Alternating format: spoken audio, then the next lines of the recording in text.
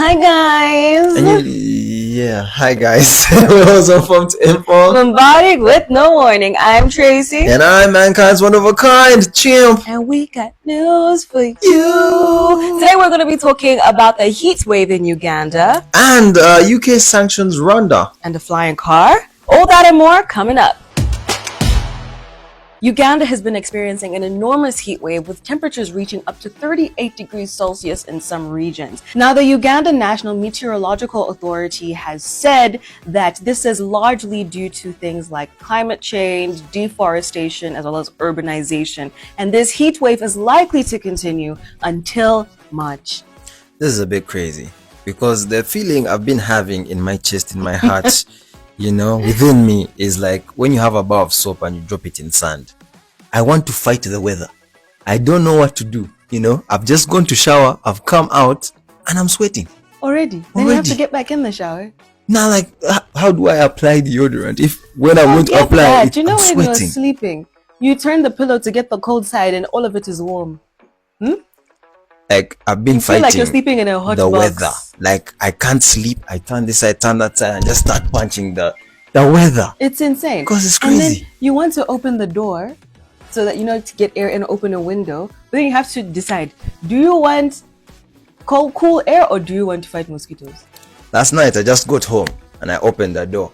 And the heat that was inside was more than the one that was outside. So now do we have to sleep without doors open?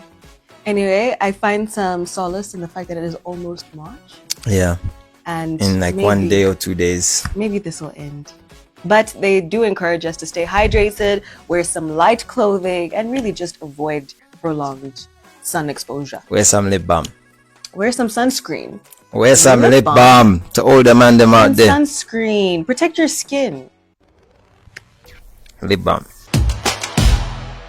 Rwanda is facing international scrutiny over allegations that it is supporting the M23 group in the DR Congo. And this group has captured like the largest part of Eastern Congo. That's Goma and Bukavu. And we've seen that it's been a really hard time for DR Congo. Yeah. And this is really sad, right? Yeah. And the UK, in response to this, has put up measures against Rwanda. Yikes. So they have sanctioned Rwanda, and some of these measures are they've reduced the trade, and the UK is not going to participate in any high-level events that Rwanda has. They have also suspended the financial aid they're giving Rwanda, except humanitarian aid. Yeah, and the UK also plans to work with partners for additional sanctions, as well as defense training and export licenses. So it's pretty tight for Rwanda right now. Yeah. But yeah, we'll see what happens. I mean, a couple of months ago, we were seeing Rwanda getting the big things, Formula One and all these big things that are happening. And now, when you see a superpower, a big country like the UK coming up with these sanctions, and wanting to work with partners for additional sanctions, I think it's crazy. But obviously, we'll see what happens, and we'll keep you posted as this develops. Human rights lawyer and also one of Dr. Kiza Besige's lawyer, Aaron Kiza, has been serving a 9-month sentence in contempt of court that was issued by the General Court Martial. But yesterday, he unexpectedly appeared in court. This came shortly after the judge that's overseeing his case decided that he was going to give them a ruling on the 2 applications that were put forth by his team to get him, out of prison. Electronically, as in he would get back to them on email or an SMS or WhatsApp. Imagine that. Text, iMessage. This is what we have decided.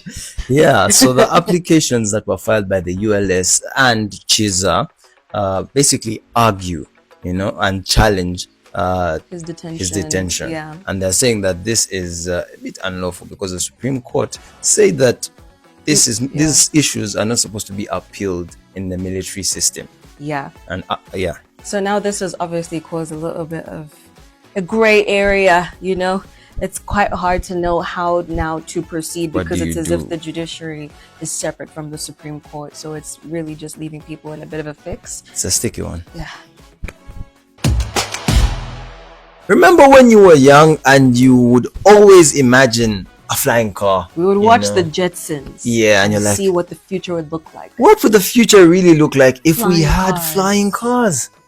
Aleph, an aviation company that is based in California, America, right, has come up with a flying car. They showcased this flying car that is going to be priced at $300,000. Right, and it has a minimum flight range of 110 kilometers.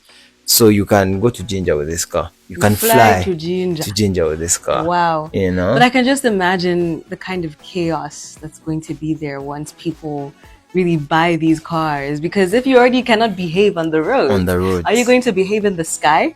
Yeah. So when they were showcasing this car, the car went over another car and then it was able to park. Wow. Yeah. I still don't know where the propellers are on this car.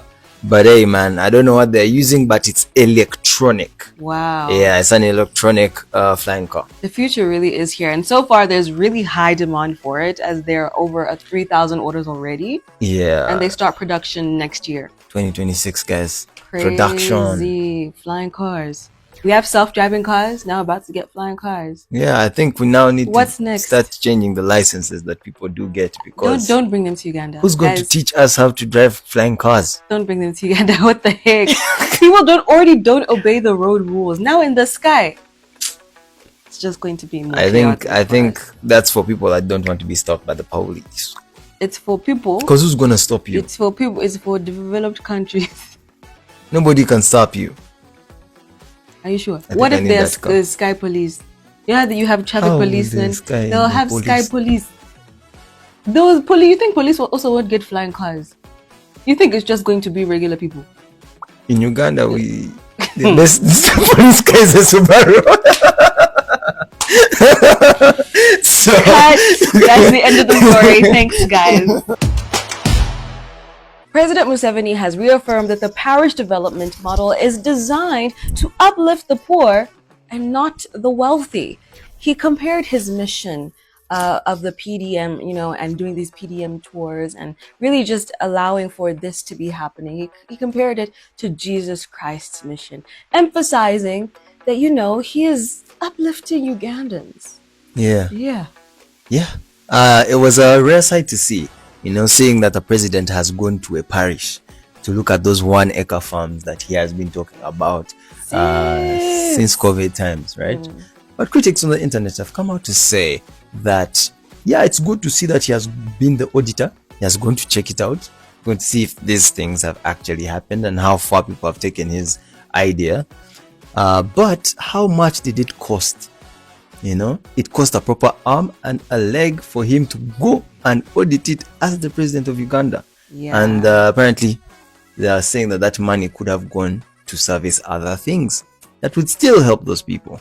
Yikes. I mean, he has encouraged, the community leaders to be transparent and to ensure the efficiency of this program. And he believes that, the PDM is going to have a long-lasting economic impact. So I think at the end of the day, people are being empowered through this model. And I think it's going to have long-lasting impacts economically. And hopefully people will do better. Yeah. If there is continued transparency and efficiency of the program. Larger economy. And that means it's good for Uganda at the end of the day. Absolutely. It's time for the profile. And you already know, we get you a champion in society every single day. Guys that are movers, guys that are shakers, and we... With the man with the silver back and the gold head. Isn't that what you always say about your Yeah, the boy with the silver back. The golden boy with the silver back. Okay. Yeah. What? Greetings and blessings. My name is Joquis Clean for News for You and for Profile Plus on NBS and on NBS Plus. You know what it is? We do profile a champion out of society every day right here. And today we're going into the International TikTok Space Society. That's why we get a man them like Lagos City to the left. Greetings and blessings. But why to the left? Atuli ku left yange sicho. Later. That is not noticing. And yeah, Legacy City representing the west side. Yes, sir. Wechiva. Set out kwogera bingi. Yo, buli omu amanyi face eno ya Legacy City. As soon as a man them go, they know who Legacy City is, and that is power to the people and of course power to the talent. This man right here broke out of TikTok and definitely the people's favorite.